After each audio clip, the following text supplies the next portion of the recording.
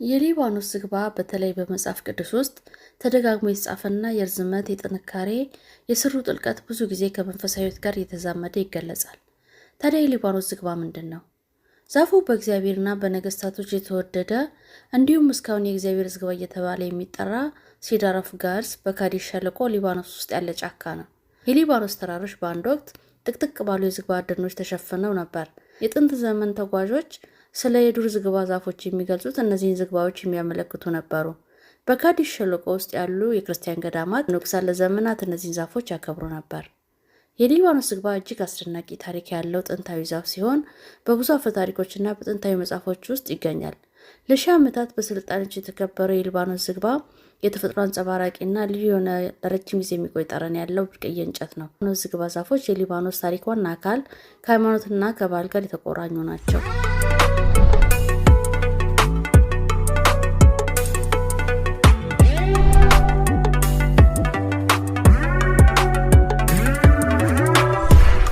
የሊባኖስ ዝግባ በመጽሐፍ ቅዱስ ውስጥ 103 ጊዜ ተጠቅሷል። የዛፎች ንጉስ በመባል ይታወቅ ነበር። በአንደኛ ነገሥት ምዕራፍ 4 ቁጥር 33 ሰለሞን ዝግባውን የዛፍ መጀመሪያ አድርጎ ሲጽፍ፣ በኢሳይያስ 35 ቁጥር 2 የሊባኖስ ክብር ተብሎ ይጠራ ነበር።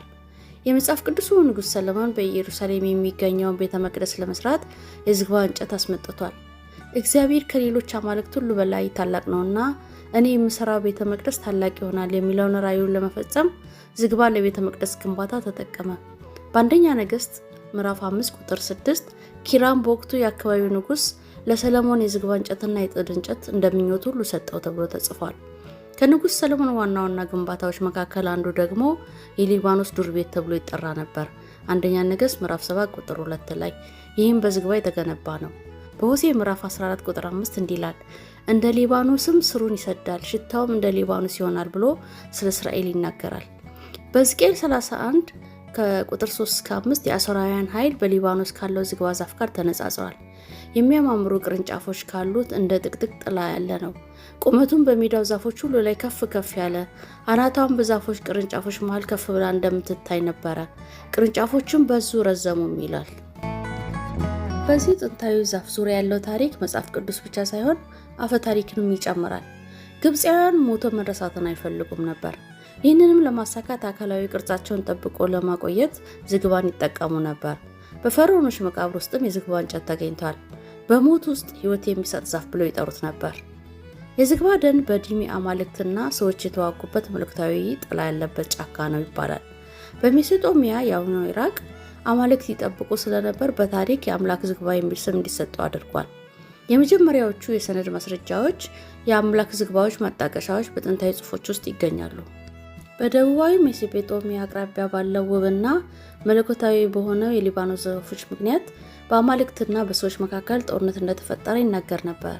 ይህ በአንድ ወቅት በሱመር አማልክት ኤንሊሊ የተጠበቀው ደን ከ4700 ዓመታት በፊት ሰዎች ወደ ጫካው ሲገቡ ከጫካው ጠባቂዎች ማለትም ከአማልክቶች ጋር በተደረገው ጦርነት ድል ከተነሱ በኋላ ሙሉ በሙሉ ዛፉ ተራቁቶ ነበር።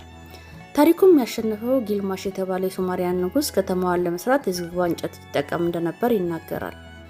ባለፉት ሺህ ዘመናት በጊዜው የነበሩት ፊንቃውያን፣ የአሁኑ ሊባኖሳውያን፣ እስራኤላውያን፣ ግብፃውያን፣ አሶራውያን፣ ባቢሎናውያን፣ ፋርሳውያን፣ ሮማውያን፣ አረቦችና ቱርኮች የሊባኖስ እንጨት ይጠቀሙ ነበር። ፊንቃውያን ለንግድ መርከቦች ግንባታ ዝግባውን ይጠቀሙ ነበር። በዚህ ምክንያት በዓለም ላይ የመጀመሪያው የባህር ላይ ነጋዴ ሀገር አደረጋቸው። በኦቶማን ኢምፓየር ደግሞ የዝግባ እንጨት የባቡር መስመሮችን ለመስራት ያገለግል ነበር። ዝግባ እድገትንና ጥንካሬን ያመለክታል። መዝሙር 92 ቁጥር 12 ላይ እንደ ሊባኖስ ዝግባ ያድጋል ይላል። ከነዚህ ጥንታዊ ዛፎች መካከል አንዳንዶቹ ቁመታቸው እስከ 40 ሜትር ሊደርስ ይችላል። እድሜያቸው ከ3000 ዓመታት በላይ እንደሆነ የሚገመቱ አሉበት።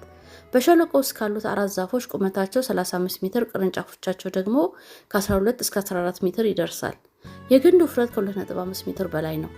በአመት 35 ሴንቲሜትር ብቻ ነው የሚያድጉት። ፒየር ቤሎን የተባለ ተጓዥ 1550 አካባቢውን ሲጎበኝ የሊባኖስ ዝግባን ለመለየት የመጀመሪያው ዘመናዊ መንገደኛ አደረገው። ቤሎን በሸለቆ ውስጥ ወደሚገኘው ድንግል ማርያም ገዳም ይደርሳል።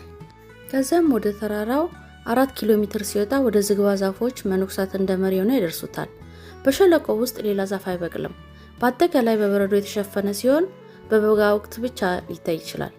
ለመቁጠር አስቸጋሪ ቢሆንም በዚያም ቤሎን 28 ዛፎችን ቆጥሯል። ከ19ኛው መቶ ክፍለ ዘመን ጀምሮ ጉብኝታቸውን የሚዘግቡ ጸሐፊዎች ቁጥር በከፍተኛ ሁኔታ ጨምሯል። እናም በጸሐፊዎቹ የተቆጠሩት የሊባኖስ ዛፎች በመቶዎች የሚቆጠሩ ነበሩ።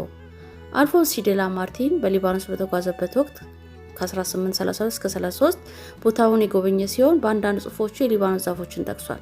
ለመጽሐፍ ቅዱሳዊ የሊባኖስ ዝግባ ጥበቃን ለማጠናከር በ1876 በግልጽ ተጀመረ። ችግኞችን ከእንስሳት ለመከላከል 102 ሄክታር በከፍተኛ ድንጋይ ግንብ የታጠረ ሲሆን የመጨረሻ የጀርመን ልዕልት የሆነችው በኦገስታ ቪክቶሪያ በተደረገ ድጋፍ ነው። ቢሆንም በአንደኛው የዓለም ጦርነት ወቅት የእንግሊዝ ወታደሮች የባቡር ሀዲዶችን ለመስራት ይህን ዝግባ ለመጠቀም ይቆርጡት ነበር። ዘመናዊ ታሪክ ሲታይ ሄንሪ ቦርድ የተባለ ተጓዥ በ1922 ሊባኖስን ከጎበኘ በኋላ የአሜሌሶስ በሊባኖስ ዝግባዎች ስር የተባለ መጽሐፍ ጽፏል። የአሜሌሶስ የተባለች አንዲት ክርስቲያን ልጅ ቤተሰቧ በማይፈልገው ሁኔታ በፍቅር ስለወደቀች ማለትም ሙስሊም ስላፈቀረች ሴት ታሪክ፣ እሷም በወቅቱ በሊባኖስ ዝግባ ስር በጥይት ተደብድባ እንደተገደለች የፍቅር ታሪክ ቦታውን የሊባኖስ ዝግባ ስር በማድረግ ጽፏል። እንደ አውሮፓ አቆጣጠር በ1939 በታሪኩ ፊልም ተሰርቷል። በነገራችን ላይ ሊባኖስ በተለይ በ1940ዎቹ አካባቢ ክርስቲያን የሚበዙባት ሀገር ነበረች። በጊዜ ሂደት አሁን በጣም ትንሽ 32% ክርስቲያኖች የሚኖሩባት ሀገር ሆናለች። ነገር ግን እስካሁን የሀገሪቱ ፕሬዝዳንት የሚሆነው ክርስቲያን ብቻ ነው።